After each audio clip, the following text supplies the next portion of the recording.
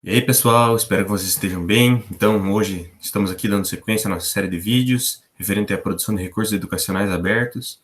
E hoje, novamente, estamos aqui na presença do professor André. Boa tarde, professor André, tudo bem? Tudo bem, Felipe? Prazer estar aqui de novo. Bom, então, no vídeo de hoje, a gente vai comentar um pouquinho mais sobre a produção animal e vegetal em CIPA e também um pouco sobre os desafios logísticos. Então, tendo uma abordagem mais produtivista, no ponto de vista dos CIPAs, né? Qual a produção média animal, assim, que a gente pode se esperar dentro dos CIPAs? Tá bom. Bom, a produção animal que a gente pode esperar, bom, dependeria do tipo de CIPA, né? O CIPA, como a gente já explicou em outro vídeo, é um termo extremamente amplo, né? Que abrange inúmeros tipos de sistemas, né? Em várias partes do mundo, né? E com diferentes graus de biodiversidade, frequência, tal. Mas vamos dizer assim, falando do Brasil, né? Falando do Brasil, no Brasil Central, primeiro, seria o CIPA mais tropical, que usa braquiárias, panicum, né? Dependeria muito se este CIPA, se a fase pecuária, que lá no Brasil Central é feita no final das águas e na estação seca, né? Mas dependeria se tem só uma safra na área, ou se tem duas safras por ano, ou se tem meia safra, ou 0,2 safras por ano, né? Ou menos. Então, isso depende, e claro que isso dependeria, influenciaria muito, né? Qual que é o princípio? Meio óbvio, né? Mas é bom falar que quanto maior o tempo disponível para a produção animal, maior vai ser o valor da produção animal, né? O valor de arrobas produzido, quilos de produzido, né? Então, por exemplo, vamos pegar um extremo. No Brasil Central, você planta soja e após a soja se faz milho safrinha. E no momento do plantio do milho, se coloca a forrageira, numa linha intercalar, normalmente, mas poderia ser a lanço antes do plantio do milho, poderia ser a lanço durante a adubação, primeira adubação nitrogenada do milho, mas não importa, você coloca a forrageira. E depois que colhe o milho, você entra os animais. Mas vê bem que isso vai acontecer já lá para dentro da estação seca. Então, esse período, que vai ter 2 meses de pastejo, vai se esperar uma produção relativamente baixa, digamos 200 quilos de peso vivo por hectare, né? Mas porque primeiro que pegou a maior proporção do ciclo forrageiro ficou dentro da estação seca, uma grande proporção, né? E também porque tem um tempo reduzido, né? Porque antes do porque temos que esperar começar a chuva da próxima estação chuvosa para esta forrageira rebrotar, digamos, uma braquiária brisanta, uma MG5, Tamani, Charaés, não importa a forrageira, misturada ou não com estilosantes, com outras forrageiras, mas nós vamos ter que esperar a brotação para dessecar, né, para absorver o herbicida e haver uma boa dessecação, porque nós não queremos plantas vivas, né, no meio do onde vamos plantar soja, e para depois plantar a lavoura, né, então nós vamos ter um encurtamento de ciclo, né. Bom, temos também a situação que só se faz só uma safra. Bom, aí a gente vai ter um período de pastejo muito maior, e dá para produzir 400 quilos, somente o dobro a mais, né? Ou mais que o dobro, né? Claro que eu nem vamos entrar em questões de manejo, de adubação, né? Eu só pegando por esse enfoque de tempo disponível, né? E seguindo nessa sequência de tempo, se tivéssemos outros tipos de sistema, por exemplo, que existem na América do Norte ou na Europa, que eles chamam de sod-based rotation, que é um sistema que você faz uma pastagem perene, tal qual nós fizemos também com perenes no Brasil Central, né, com braquiárias, mas acontece que lá eles usam a pastagem durante 3, 4, 5, 6 anos. E depois desse grande ciclo, só de pastejo, só para produção animal, aí sim, você substitui essa pastagem, você faz 2 ou 3 anos de lavoura. E depois vem uma outra etapa de pastagem longa, né? E esse é o sistema que é um sistema de baixa frequência, que a pastagem fica um grande tempo. E claro que isso não é feito em toda a fazenda de uma vez só, senão faltaria pasto, né? Isso vai ser feito rotação das glebas na fazenda, né? E isso se faz também no Brasil, principalmente em regiões de solo arenoso, não se planta soja todo ano na mesma área, né? Mas eu vejo que a cada ano, com o avanço da integração lavoura-pecuária, a gente está viabilizando o cultivo de soja mesmo em solos arenosos, e mesmo em regiões que têm um regime hídrico já menor, né? Então, seria dizer que cada vez mais nós estamos usando soja todo ano. Sem falar que o preço dessa commodity está bastante atrativo, né, para o produtor. Então, o produtor não está aceitando muito, ou está aceitando cada vez menos aquela ideia assim, não, planta soja e depois vamos plantar uma braquiária com estilosantes e vamos ficar uns 3, 4 anos só com a pastagem, fazendo pastejo no inverno e no verão, todo ano, e depois vem a soja de novo. Na verdade, ele quer plantar quase que todo ano soja.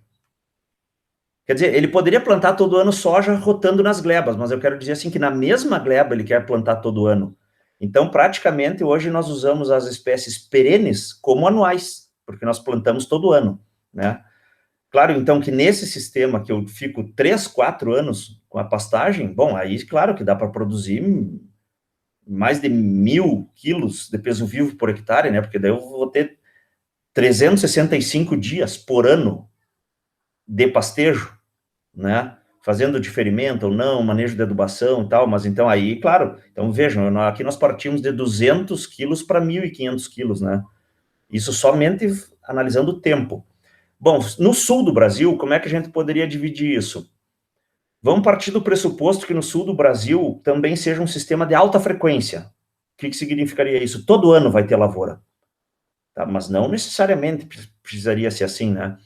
Mas é um sistema que normalmente se planta soja e ou milho no verão, e durante o período frio do ano se faz a produção animal.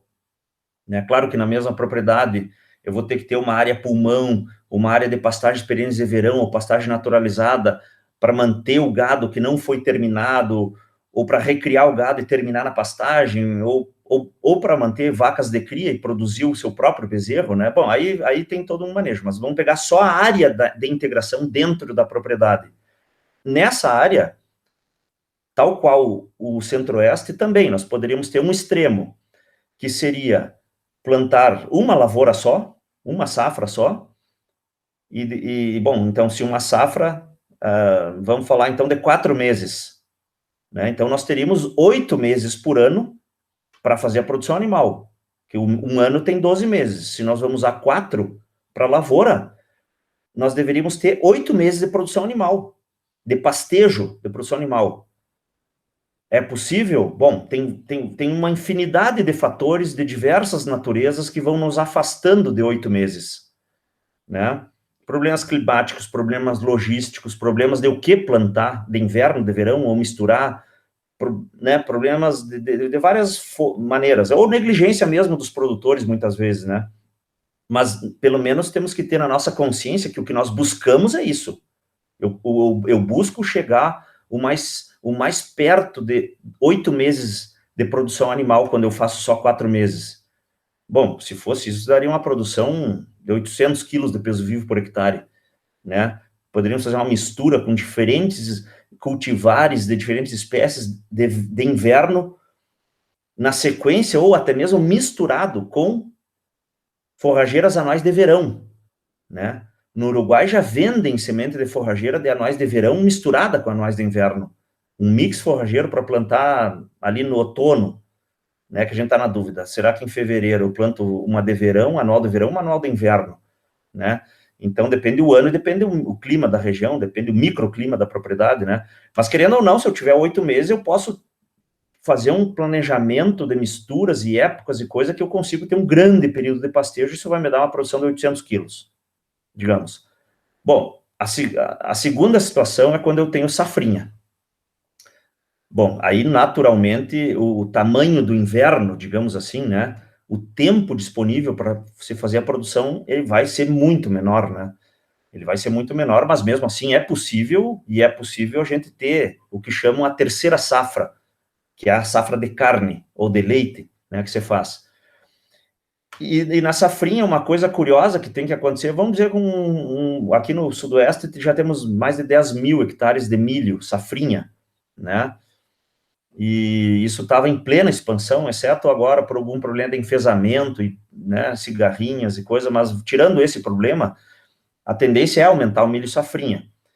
O que acontece no milho safrinha? Quando a pastagem vai depois da safrinha, e a safrinha vem depois da safra, vamos dizer, um efeito de dominó, qualquer atraso de qualquer operação de semeadura ou de colheita de qualquer uma das duas lavouras ou da própria semeadura da pastagem, qualquer atraso vai atrasar, vai diminuir o período de produção animal, né? Então, se lá em meados de outubro o produtor, por algum motivo, atrasou 10 dias a produção da soja, a semeadura da soja, o plantio da soja, e 10 dias, às vezes acontece de atrasar 20 dias, ou por falta d'água, ou por N motivos, de insumo, de logística, de máquina, estragou a máquina, não importa aqui discutir qual as causas, tá? Mas vamos admitir que atrasou 10 dias o plantio da soja. Teoricamente, vai atrasar, no mínimo, 10 dias a colheita da soja. Teoricamente, matematicamente, vai atrasar, no mínimo, 10 dias o plantio do milho.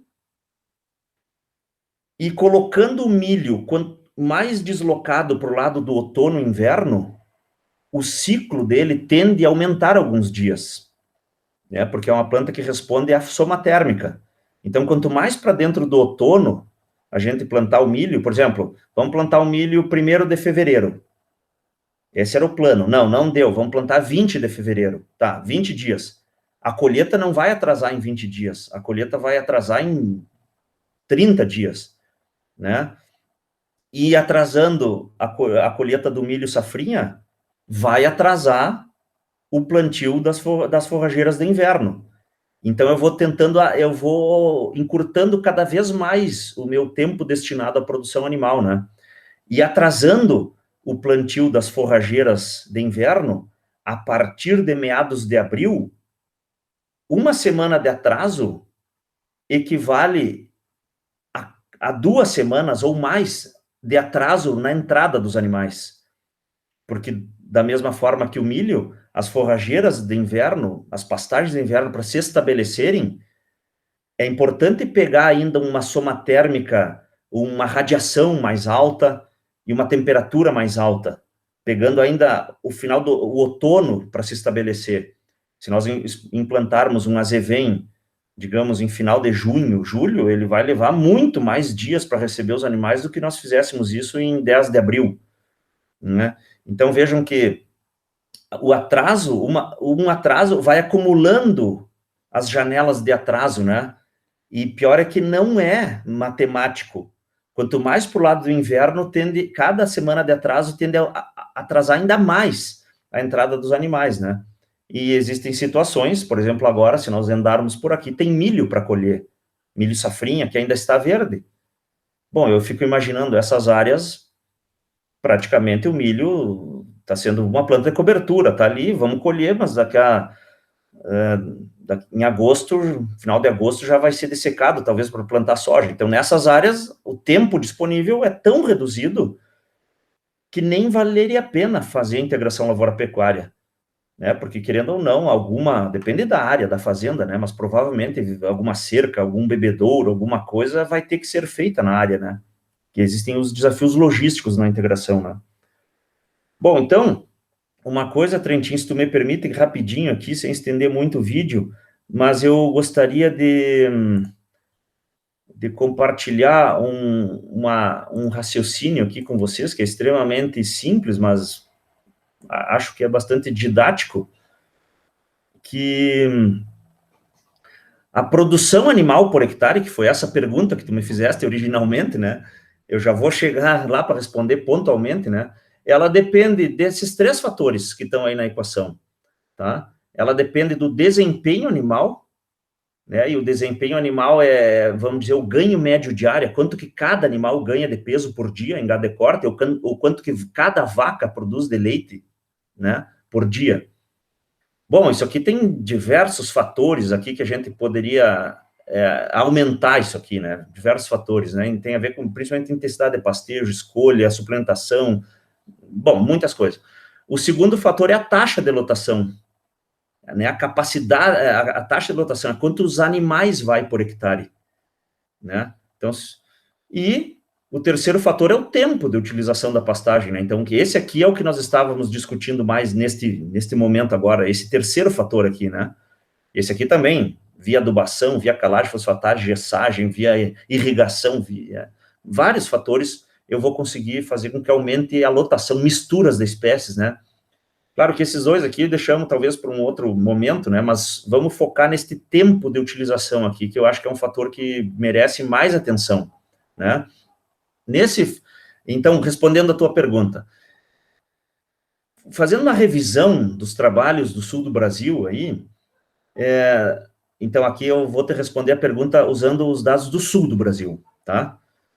A média de 23 trabalhos aqui dá que é possível produzir 483 quilos de peso vivo por hectare durante o inverno. Tá? Isso é média, isso pode ser maior ou menor. Né? Uma coisa que eu chamo a atenção é que, claro, pegando só o terceiro fator, que é o tempo, né?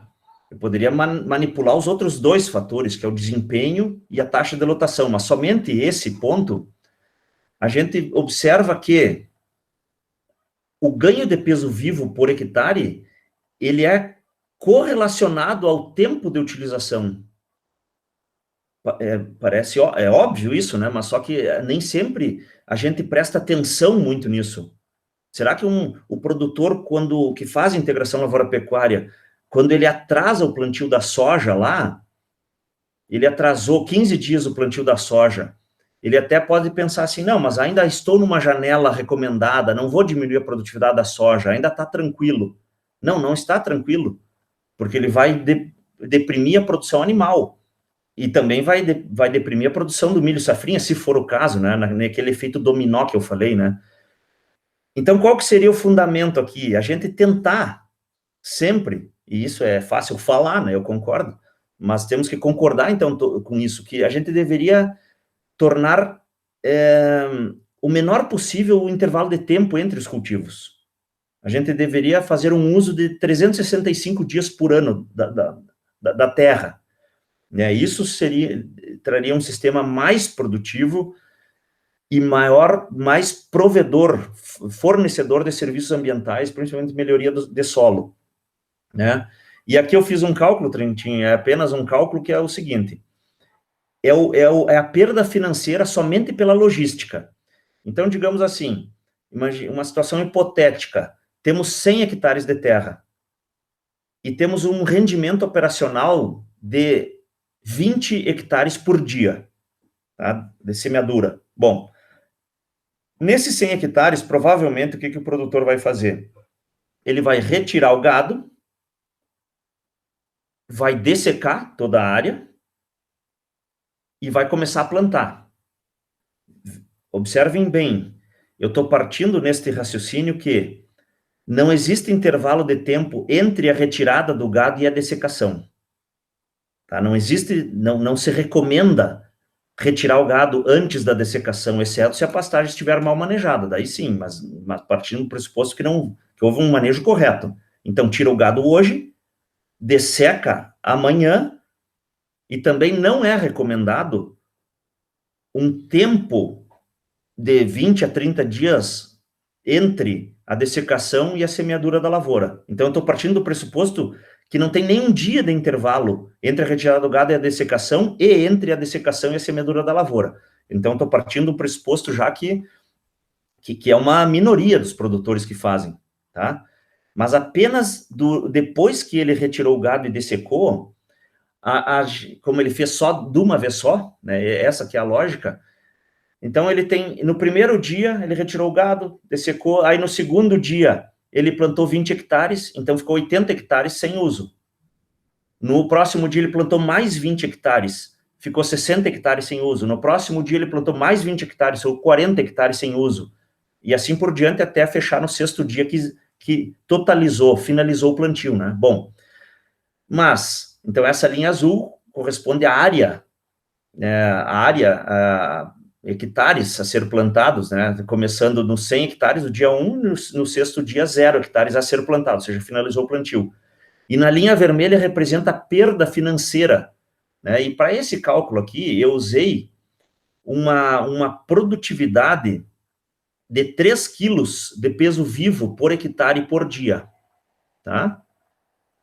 Imaginamos que nós tenhamos 3 animais ganhando 1 quilo por dia, ou 4 animais ganhando 0,8 gramas, 0,8 quilos por dia, né? Mas vão ter 3 quilos por dia, isso aqui também por baixo, dá para produzir muito mais. Bom, se nós multiplicarmos a produção animal diária por hectare, vezes o preço do boi, que hoje está R$300 arroba, ou R$10 o quilo, a gente percebe que a cada hectare e a cada dia, a gente poderia estar produzindo R$30, certo? R$30, né? E claro que se fosse gado de leite, isso seria bem mais, a perda financeira seria bem maior, seria em torno de R$90 por hectare por dia, que nós estaríamos perdendo, deixando de remunerar, né? Bom, então, se nós formos somando aqui, no primeiro dia ficou 80 hectares sem uso, no segundo dia 60, e aqui vai somando a perda financeira, considerando R$30 que eu estou perdendo por hectare por dia. Ao final de 6 dias, somente 6 dias, a perda financeira foi de R$9.200. R$9.200, tá? E se fosse em gado de leite, seria R$27.000. Então, isso é importante dizer que dificilmente nós falamos em quanto que poderíamos ganhar, né? A gente fala muito, mas não que falamos demais. Nós estamos acostumados a falar em desembolso. Eu gastei tanto e produzi tanto, a minha margem foi tanto. Mas a gente não chega a pensar muito assim, o quanto eu deixei de produzir, que dinheiro que eu abri mão por simplesmente deixar uma janela grande entre um cultivo e outro, né? Então, isso aqui é apenas pela logística, né? Não estou considerando nenhuma janela de intervalo entre uma coisa e outra. E é só em 100 hectares. Daria R$27.000 em gado de leite, né? Então, se nós seguirmos as recomendações, muitas vezes, de deixar 30 dias entre a dessecação e a semeadura, ou outra recomendação de tirar o gado antes da dessecação, bom, aí nós vamos somar, vamos ter perdas financeiras, e se for uma área maior que 100 hectares, é proporcional à perda, né? Então, nós podemos ter uma perda aí de, numa propriedade média, não tão pequena assim, deixar de ganhar R$300.000, só no intervalo entre a lavoura entre a pastagem e a lavoura, né? E isso é uma perda, assim, o produtor não dá muita bola para isso, porque ele não desembolsou. Tá, então, na verdade, eu não perdi, porque isso não era meu, mas, na verdade, poderia ser remunerado, né? Então, isso tem que ser considerado, né? Então, mais ou menos, essa é a nossa abordagem, assim, né? E qual seria a proposta para diminuir isso aqui? A proposta seria a semeadura escalonada, dessecação escalonada. Eu não vou dizer que eu vou ter que ter uma cerca elétrica, e essa cerca elétrica diariamente vai ter que ir empurrando o gado, né, à medida que o pulverizador for dessecando.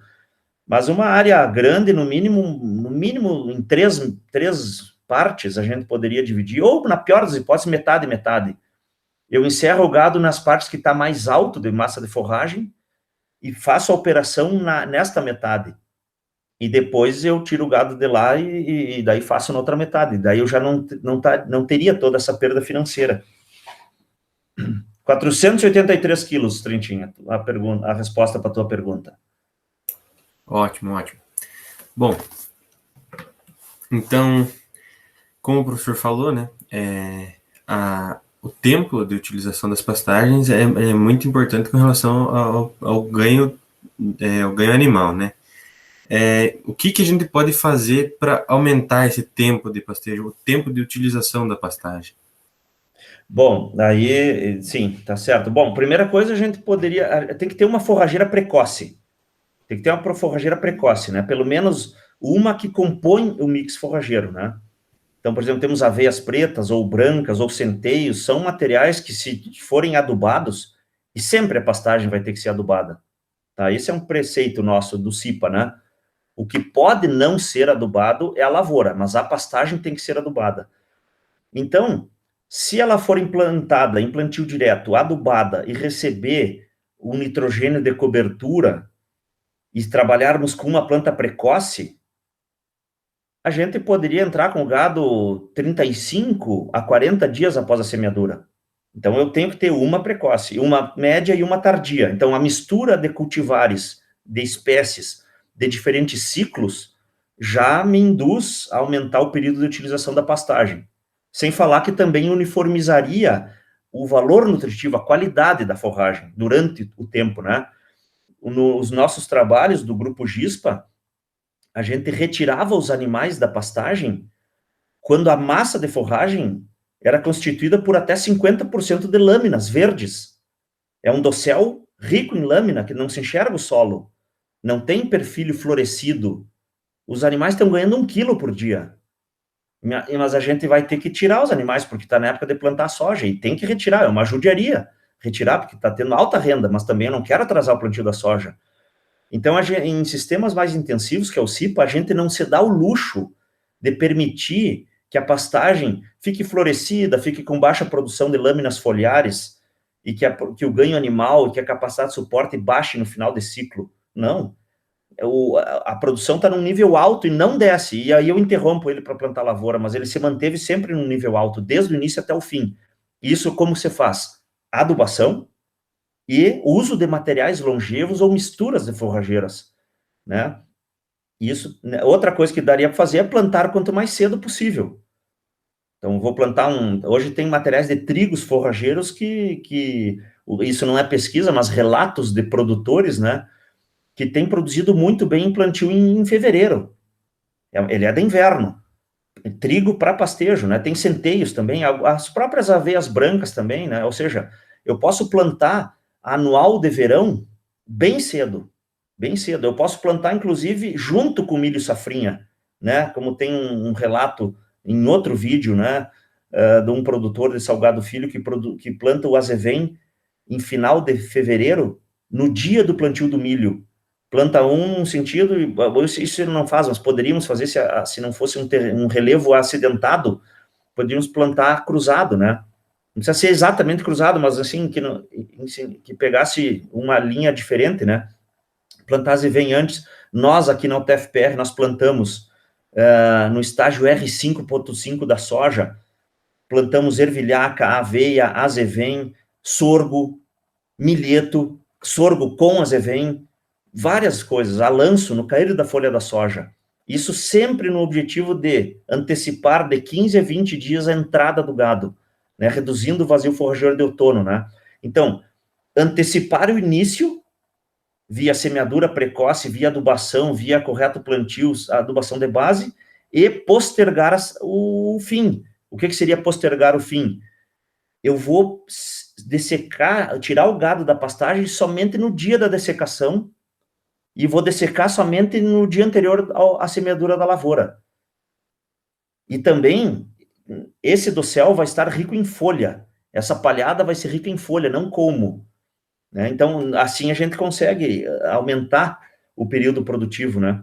E esses desafios logísticos, digamos assim, né, de aumentar o tempo, eles são mais desafiadores numa estrutura em que a agricultura é feita pelo arrendatário, né? Normalmente, digamos, de Palmas, Clevelândia, ou todo esse Planalto Central Norte, a parte norte aí do Planalto de Santa Catarina, né? Região de Água Doce, digamos, ali tem uma estrutura que eu diria que no mínimo 90% ou 95% das lavouras não são cultivadas pelos donos da terra. O dono da terra, normalmente, é uma pessoa que tem uma história ligada à pecuária, e uma empresa de agricultura arrenda as terras, né? Bom, esse sistema de parceria para fazer a integração lavoura-pecuária, ele traz diversas vantagens, mas ele também traz algumas desvantagens, né? E sob esse aspecto de janelas entre os cultivos é uma desvantagem, porque uma empresa que está colhendo a soja, ela tem milhares de hectares para colher a soja em várias propriedades. Ela não vai ter um cuidado de plantar a pastagem, que normalmente o arrendatário que planta a pastagem para o dono da terra, né, que é o pecuarista, ela não vai começar a plantar a pastagem logo após que ela colheu a primeira lavoura. Normalmente, a prioridade agora é colher. Depois que terminou a colheita, bom, agora vamos plantar as pastagens, né? Então, só aí, às vezes, dá um intervalo de mais de mês, né? Imagina, esse gráfico que eu mostrei, isso aqui era só 6 dias, e só em 100 hectares. Imagina uma lavoura grande, imagina um intervalo de um mês, né? Então, as perdas financeiras são enormes, só por esse fator logístico, né? Então, nos contratos de arrendamento, poderia constar também o tempo mínimo de pastagem para receber os animais, né? Poderíamos propor num contrato de arrendamento que a pastagem deva ser implantada até no máximo 15 de abril e os animais podem ficar até 10 de novembro, por exemplo. Então, isso já daria um aspecto do tamanho disponível para se fazer a produção animal, né, que normalmente é feita pelo dono da terra. Então, acho que o próximo passo na integração lavoura-pecuária, especialmente nesses ambientes em que a agricultura é feita em parceria, de forma terceirizada, é evoluir no entrosamento entre o lavoureiro e o pecuarista, né? O lavoureiro deve entender que o pastejo não vai prejudicar a produção, ele deve entender que se adubar a pastagem, ele pode até diminuir a adubação da lavoura. E o pecuarista, por sua vez, tem que entender também que é importante manter o solo com... não aumentar a densidade do solo, ou seja, não compactar o solo, trabalhar com uma boa massa de forragem, né, para não haver problemas de erosão, de plantas invasoras ou de diminuição de umidade do solo para o lavoureiro, né, que possa comprometer a produção de grãos, especialmente no ano seco, né? Então, tem que haver empatia, de fato, entre os dois parceiros, né? Um tem que torcer pelo outro, assim que é a forma moderna de se fazer negócio hoje, né? Enquanto não tiver empatia, isso tem que constar nos contratos.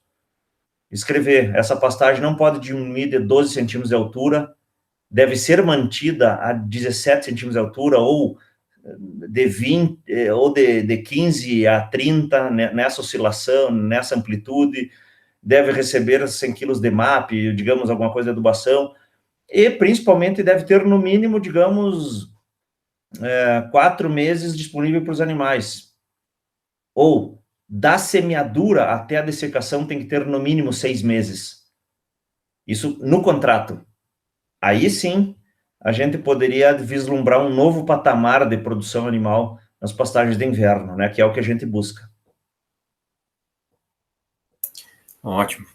Bom, então, com relação à cultura de cobertura, né, qual que vai ser a diferença entre um sistema que tem o pastejo, né, e o que não tem o pastejo? Qual que vai ser a diferença entre o manejo das duas? Bom, na realidade, não tem muita diferença, Trentin. Não tem muita diferença. O que acontece é o seguinte, na integração lavoura-pecuária, nós temos uma feliz coincidência. A coincidência é assim, o manejo que eu fizer para promover a maior produção animal por hectare ou individual, é o mesmo manejo que vai proporcionar o aumento da produtividade dos grãos no verão, né? Imagina que ruim seria se nós tivéssemos que optar. Eu prefiro produzir muito leite esse inverno aqui, mesmo que eu reduza a minha produção de soja e milho no verão.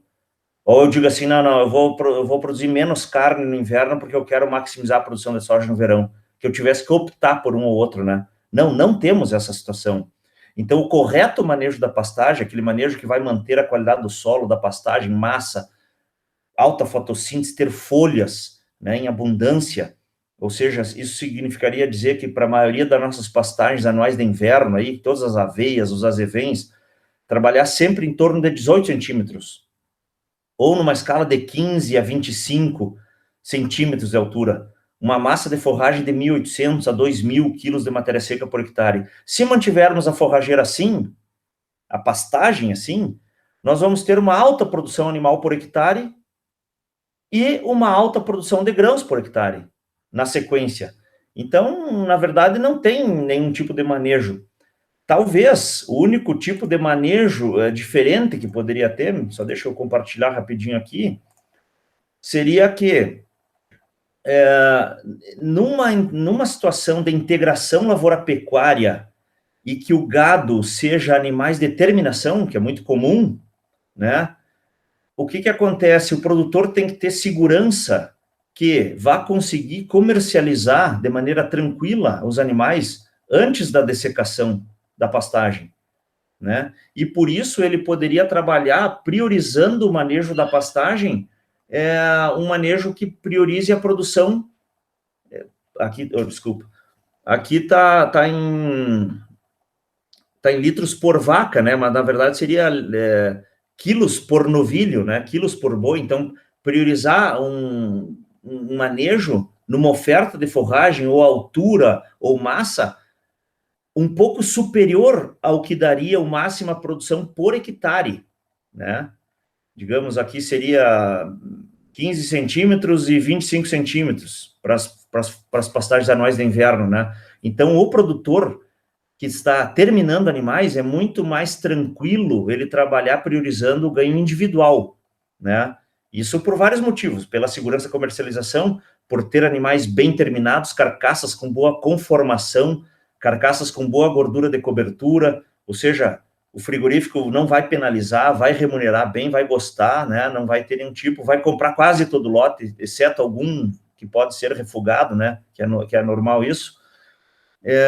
E também porque vai ter menos animais por hectare, ou seja, algum possível problema de compactação, aí sim que não vai haver, né? Porque tem menos animais por hectare, porque a pastagem tem alguns centímetros a mais de altura, ou seja, o colchão, o anteparo entre o casco e o solo é mais de maior massa, então dissipa a carga do casco que poderia causar algum adensamento de solo, né? Sem falar que comprar menos animais, se o produtor tiver que adquirir os seus animais de reposição, o desembolso vai ser menor, né? Porque hoje o gado de reposição tem alto custo. A relação de troca hoje está bastante menos favorável ao terminador, né? Um gado de reposição está R$14 o quilo, o gado de terminação está R$10 o quilo. Então, se eu tiver que comprar 100 terneiros, eu posso gastar R$300 mil. E se eu for comprar 200 terneiros só, priorizando a produção individual, eu vou ter um desembolso muito menor, né? Então, talvez aí seja a única diferença, né? Mas também, se na integração lavoura-pecuária a pastagem for destinada à produção de leite, por exemplo, a produção de leite a gente vai priorizar a produção por hectare, né? E mesmo assim, ela não significa que está num super pastejo que vai prejudicar a produção de grãos, não. Manter a pastagem nesta faixa aqui, que fica entre os extremos de produção animal e por hectare, é uma faixa ótima de manejo de pastagem, né? É uma faixa segura entre esses dois extremos, nessas alturas, entre essas alturas máximas e mínimas, a gente vai ter um manejo correto da pastagem. Então, na verdade, não tem manejo, né? Diferente, né? Claro que o manejo errado da pastagem, a gente produz menos animal e tem menos lucro com a pastagem. Quando essa pastagem está na integração lavoura-pecuária, além de eu produzir menos com a pastagem, eu posso comprometer a produção de grãos no verão. Ou seja, o manejo errado tem um efeito negativo duplo quando está em integração lavoura-pecuária. E quando o manejo é correto, que eu consigo produzir bastante carne ou leite por hectare ou individual, ou seja, entre esses dois extremos, além de produzir muito e ganhar muito dinheiro com a pecuária, eu também vou produzir muito grãos e ganhar dinheiro com a lavoura. Ou seja, o efeito positivo também é duplo. Por isso que, com o advento da integração lavoura-pecuária, questões de manejo de pastagem, manejo de intensidade de pastejo, métodos de pastejo, isso veio à tona de novo, porque se tornou a peça-chave de sucesso de uma integração lavoura-pecuária, manejo de pastagem, né? Porque agora o efeito a importância é maior ainda, além do que já tinha, né? Por esse efeito duplo que existe, né? Então, as pessoas perguntam muito, assim, qual que é o manejo para gado de leite ou para gado de corte, qual que é o manejo para ovinos, para caprinos, qual que é o manejo... Em geral, o manejo certo é um só para quase para tudo, né? Se está trabalhando com pequenos ruminantes, pode-se diminuir alguns centímetros de altura, que seria a recomendação para grandes ruminantes. Se for gado de leite em relação a gado de corte é determinação, né? Porque se for recria ou cria é diferente, mas digamos determinação, a gente poderia reduzir alguns centímetros de altura para buscar a máxima produção por hectare e não a máxima produção individual. Então tem pequenos ajustes no manejo, mas no geral o manejo sempre é o mesmo, independente do objetivo, se está em integração ou não, independente se é para vaca, se é para novilho, se é para bezerro, né? É mais ou menos isso, Felipe. Certo. Então, e com relação à cultura de grãos, né? O que esperar? Eu realizando a integração, ela vai diminuir a produtividade da cultura de grãos ou ela vai aumentar? Bom, na verdade, ela pode os dois, né? Ela pode os dois.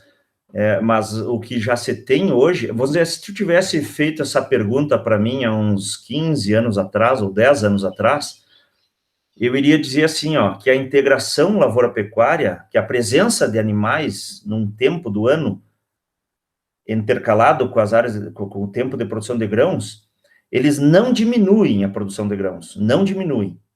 Ou seja, a gente dizia que mantinha a mesma, não diminuía. Hoje não. Hoje a gente fala que o pastejo pode aumentar a produção de grãos, né? Então, respondendo a tua pergunta, bom, se eu fizer um correto manejo da pastagem é o seguinte, é fazer uma pastagem produzir, em vez de 5.000 quilos por hectare, produzir 10, 15 mil quilos por hectare. Manter uma massa de acima de 2.000 quilos, uma altura, uma quantidade de folhas abundante, que essa pastagem seja adubada. Se eu fizer esse manejo, provavelmente a lavoura vai ter a sua produção aumentada, tá? Em relação a uma lavoura que foi plantada só sobre uma cobertura, que não foi pastejada, tá? E se eu fizer isso numa escala de tempo, e eu considerar que a pastagem, fazendo essa produção alta da pastagem, consegue elevar o teor de carbono,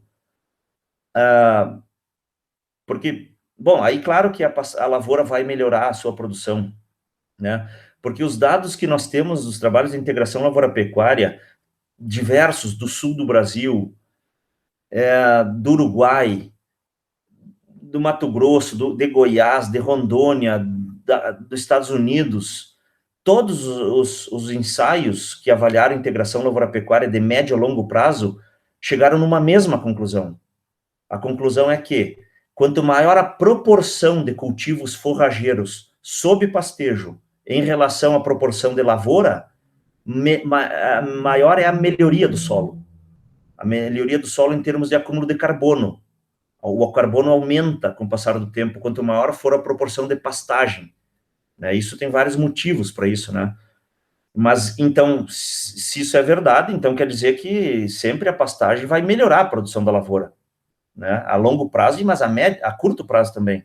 Bom, se o produtor, vamos pegar um extremo, ele planta a pastagem, a lanço com grade, não faz mistura, pega uma semente saco branco, que se diz que é um material precoce, sem produtividade, não aduba nem de base, nem cobertura, faz um super pastejo, deixa a pastagem rapada, aí vem chuva, né, começa a dar selamento superficial, começa a ter espaços de solo descoberto, aí dá selamento superficial, vem buva, vem capim amargoso, dá erosão. Bom, nessa situação, e claro que por ter mais gado sobre o solo, para deixar a pastagem ficou mais rapada por ter mais gado. Então, esse gado vai ter mais patas pisoteando o solo, né? Sem falar que um boi sobre um dossel de 20 centímetros caminha mais do que o mesmo boi sobre um dossel, caminha menos do que um boi sobre um dossel de 10 centímetros. Então, uma pastagem mais baixa em relação à pastagem adequada, além de ter mais animais na pastagem rapada, cada animal caminha mais tempo. caminha mais quilômetros por dia, mais pisadas, mais pontos de contato do solo, do casco com o solo, e menos anteparo que tem de massa entre o casco e o solo, né, que serviria como como se fosse uma raquete de andar na neve daquelas, né, que dissipa a carga, né, a energia. Então, claro que nesse caso a gente vai ter solos adensados. E um solo adensado ou compactado, e quando nós plantamos especialmente milho, especialmente um híbrido simples precoce, especialmente ainda se um ano for de chuva, for de seca, pouca chuva, bom, aí a gente vai ver que pode sim diminuir a produtividade da lavoura. Mas o correto manejo da pastagem, a tendência é, na pior das hipóteses, manter igual ou quase sempre aumentar a produção da lavoura. Teve uma meta-análise que foi feita aqui dos trabalhos do Brasil, que relatam aumentos variando de 0 a 20% de aumento da produção da lavoura quando tem pastejo, em relação a quando não tem. Então, isso é uma coisa muito, muito importante, uma coisa que deve ser fomentada, né? E isso é o manejo de pastagem, a chave para o êxito dessa integração lavoura-pecuária. Ótimo. Bom, então, acho que seria isso, mais ou menos, né? Agradecer a disponibilidade, a participação aí do professor. E eu acho que era isso, né, gente? Tá bom, Felipe. Muito obrigado. Valeu. Um E abraço até a a todos. próxima.